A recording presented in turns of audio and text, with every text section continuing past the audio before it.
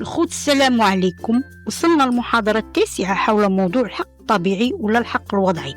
عندنا جوج فلاسفة جالسين في القهوة، روسو كيشرب اتاي بالنعناع وهوبس كياكل حلوى وكيغوت. هوبس منرفز كيهز كاس اتاي. اش هاد الخرافة ديال القانون؟ واش انت كتعرف الانسان بطبيعته؟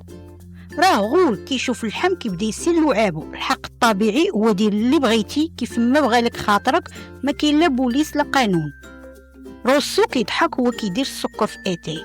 ايوا عمي هوبس، الا خليتي كل شي حر غادي تولي الغابه. انا كنقول خاصنا نتفقوا نديروا عقد اجتماعي ونسلموا حقوقنا للدوله باش تنظمنا. الحق ماشي في الغريزه، الحق في الثقافه. هوبس ساخط. روسو، العقد الاجتماعي راه شي اتفاق مكتوب بالحبر، ولكن الدم اللي كيتسال في الزنقه ما كيتفاهمش مع الوراق. العداله ما كتجيش من القانون، كتجي من الخوف. اللي خاف ما يضربش. روسو يبرد عليه.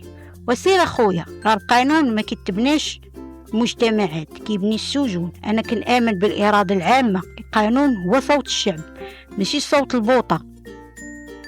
فلاسفه بجوج كيبداو يضحكوا، عمرو كيسانهم، وكل واحد بقى متشبت بموقفه.